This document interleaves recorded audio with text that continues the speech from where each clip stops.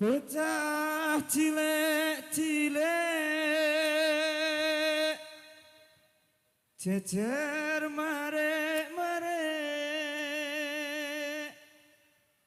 sandangane resik tumindake becik sandangane resik tumindake becik.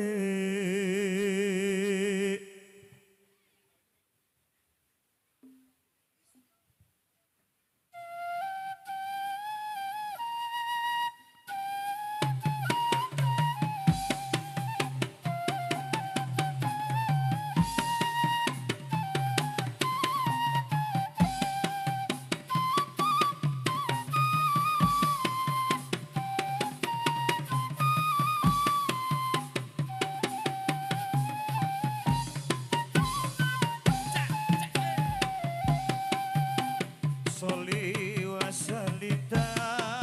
iman ana mata Soli wa salimda iman ana mata wal ali wal ashabi man qad wahada wal ali wal ashabi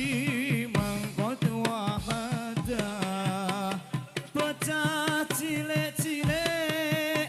jejer marek-marek sandangane resik tumindake becik bocah cilik-cilik jejer marek-marek sandangane resik tumindake becik sandangane resik tumindake becik sholli wa sallim da iman ana mada sholli wa sallim da iman ana mada wal ali wal ashabi man qad wahada wal ali wal ashabi man qad wahada lelo lelo lekong anananandor cekong cilik ngaji besok gede dadi wong agung lelo lelo lekong anak lanang nandor cekong cilik ngaji besok gede dadi wong agung cilik ngaji besok gede dadi wong agung sholli wa sallim da iman ana mada sholli wa sallim da iman ana mada wal ali wal ashabi man qad wahada wal ali wal ashabi man qad wahada becik-becik ketitik ana watan resik-resik cilik ngaji ndo cilik ngaji besok gede dadi wong aji becik-becik ketitik ana watan resik-resik cilik ngaji besok gede dadi wong aji cilik ngaji besok gede dadi wong aji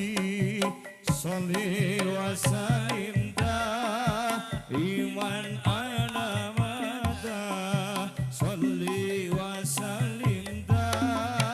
iman ana mada wal ali wal ashabi man qad wahada wal ali wal ashabi man qad wahada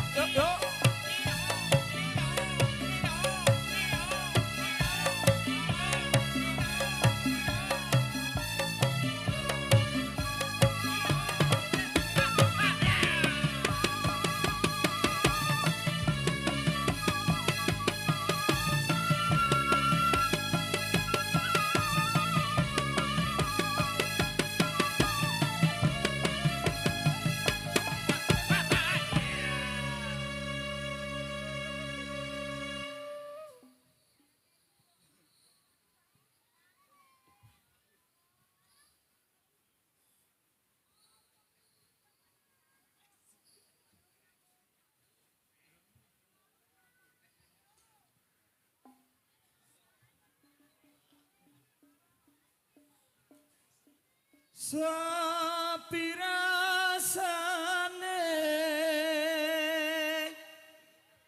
waktu mbiyen ucul dhewe nglangut terus eling kancane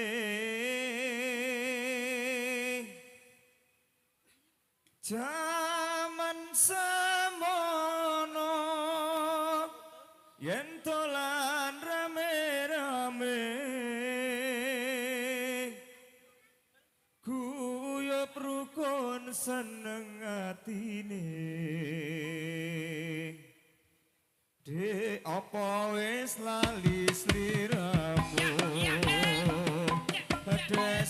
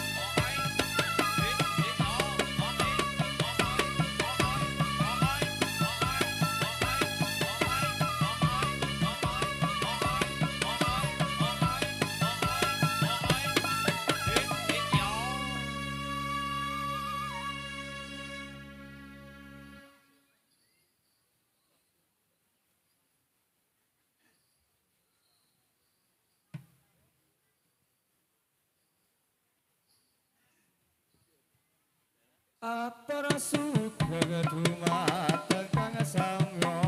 dateng amriksani badan kula wujud cemek melang-melang sampun ngantos samya jikleng mangke mundhak mesengen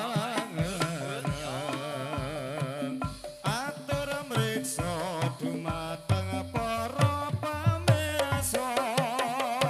ageng alit kakung putri sepemuda sedaya yen wonten lepat kawula nyuwun gunging pangaksama kula niki lare-lare tepireng dereng saged tata lan nudut negara sanyata sagete mung lunga sapa ngupados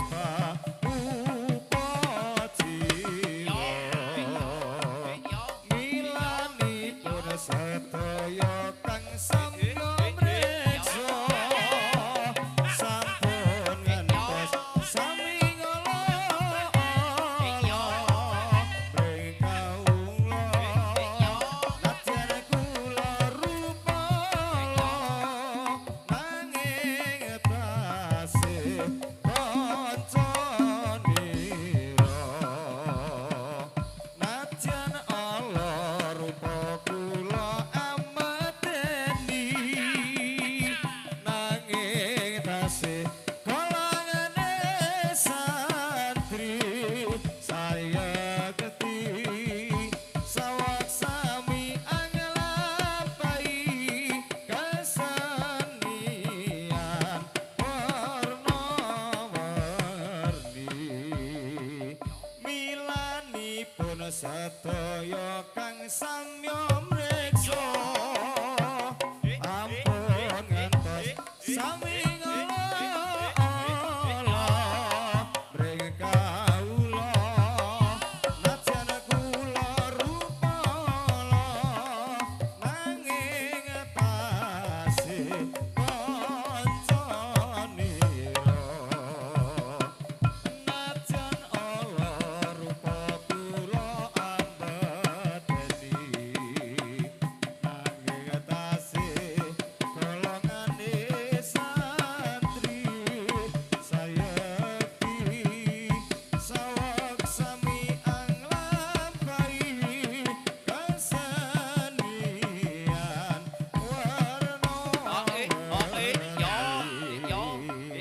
sampun cekap dados mugi samya sekecak nalanggaira sedaya sinambi mriksa kawula kerupane boten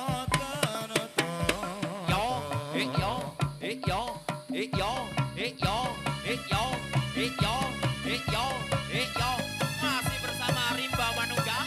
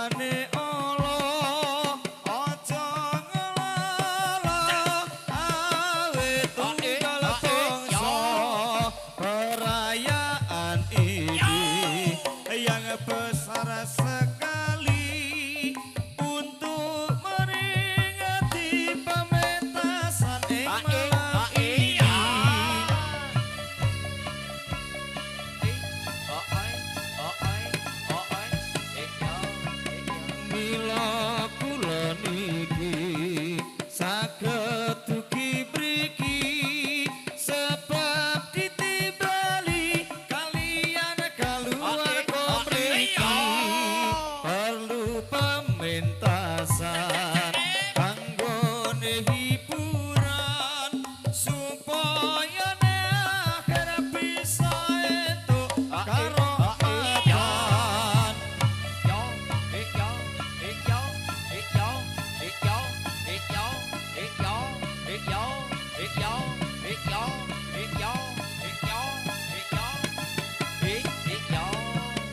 mila para rawuh kakung saha putri karsa amreng seni rupa amateni najan rupa kewan melu perayaan supaya nek akhir bisa entuk kahormatan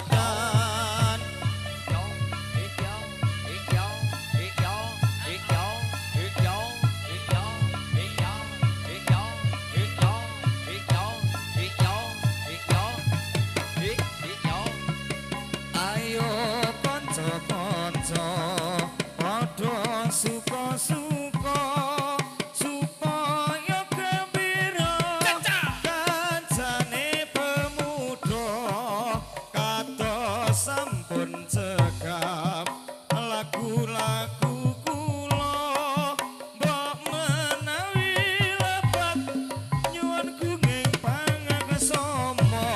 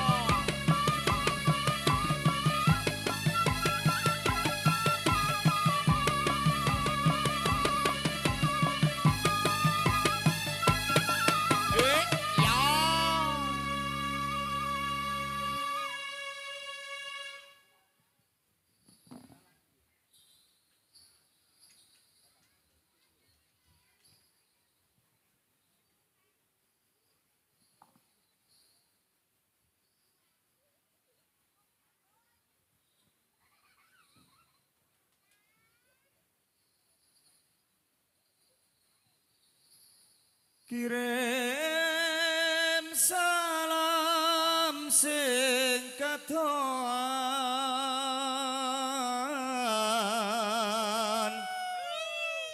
kanggo uli sing tak sayang. Request Mbak Uli. Iya Uli ayo. Uli sapa? Uli Umu. Nadyana toning panggonan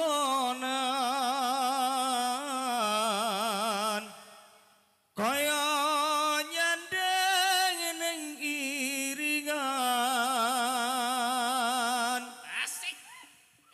Senajan atoning moto nanging jarak ning ati sun janji bakal setya nganteni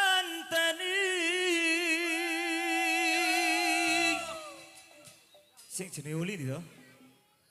ngarep dhewe kayak sing diklo lho nggih leres mengo ora mengo bareng masih kelingan manis atana sakego wae ning liwane yen awan kelingan yen turu keganggu kadang tangis kemoyo dewan wingi masih sepayung loroan andeng saiki cuma tinggal kenangan sing dadi bayangan awan kelawan wengi mung siji ulita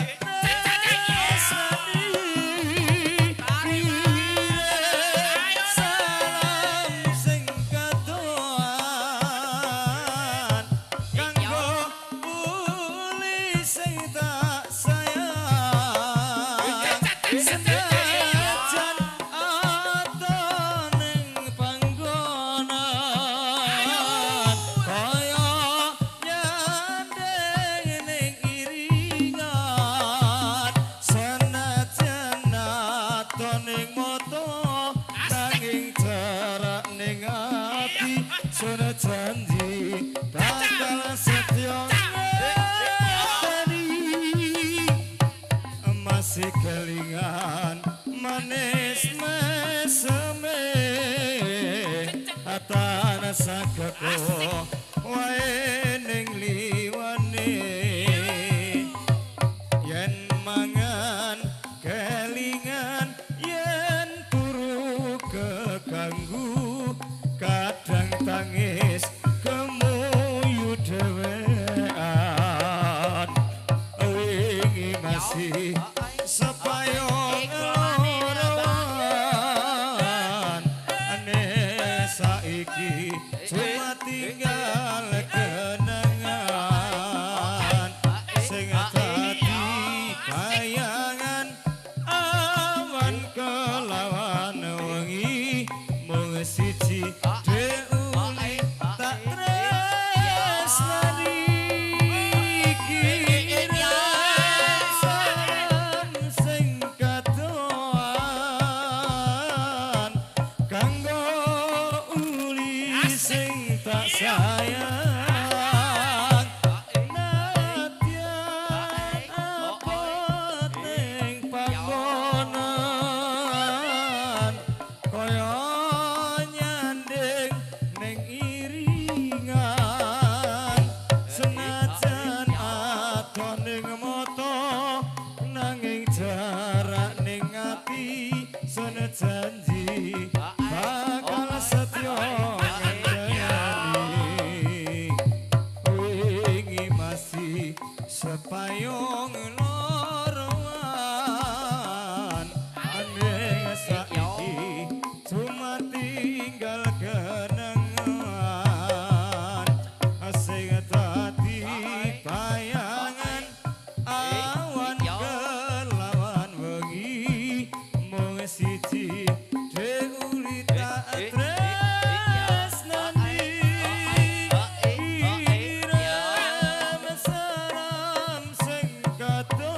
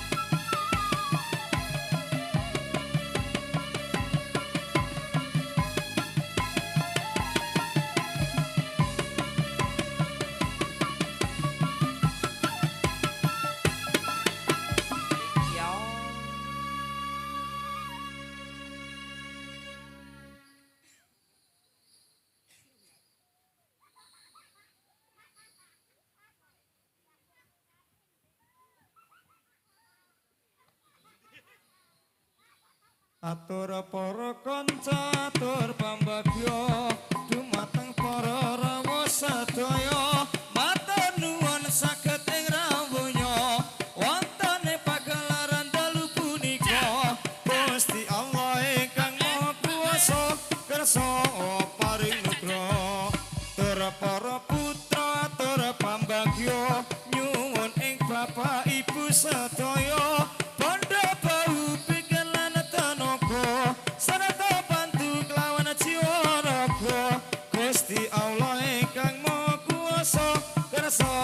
paring widodara kita sesuwun dumateng pangeran saged netepi kewajiban dene dawuh ya Gusti Pangeran kang kasebut ning dalam Al-Qur'an Nabi Muhammad kang dados utusan kautus dening Pangeran kita sesuwun dumateng Pangeran saged netepi kewajiban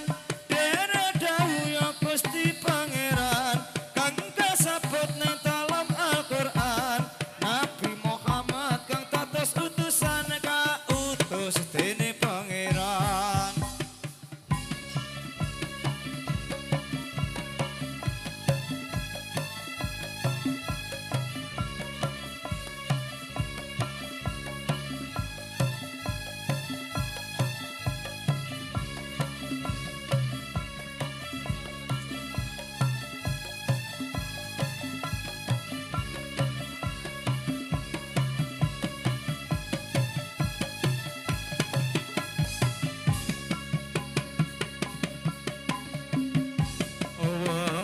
Bayangan kang reredup ra ilang saka pikiranku wis tak lali-lali nyatane ora bisa lali tansah kelingan esmu tan uwal saka ing pandulu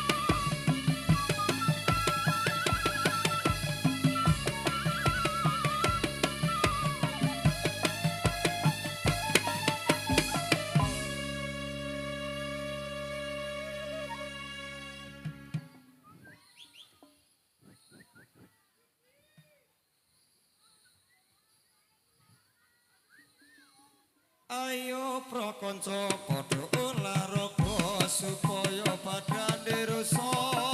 sinambi maca eran-eran kawula ingkang miturut agama ayo prasedulur Islam sedaya bebarengan ngurmatono maring miyase nabi junjungan kita Nabi Muhammad kang mulya angin si padha gelem menghormati maring miyase Kanjeng Nabi besok yen kita tumeka ing pati dikanjar swarga kang edi mila sedulur kang sami mriksa mugi enggal den tindakno agama Islam ingkang luwih utama iku dadi kewajiban yo ayo pro kaum muslimin muslimat serta pemuda fatayat padha giyatno anggone menghormat maring miyos Nabi Muhammad nanging si padha gelem menghormati maring miyos Kanjeng Nabi besok yen kita tumeka ing pati dikanjar swarga kang edi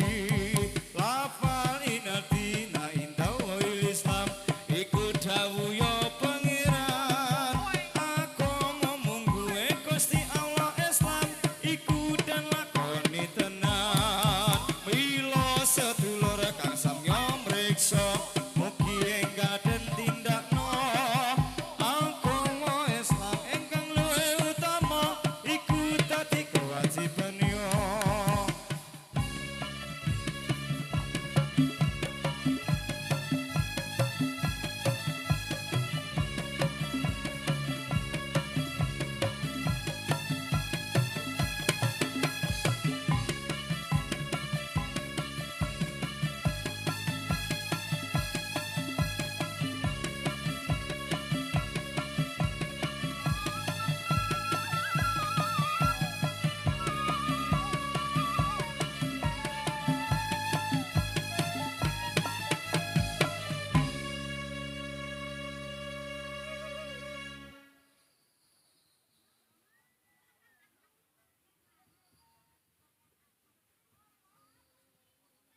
wajib dilakoni tuntunan kang ana 5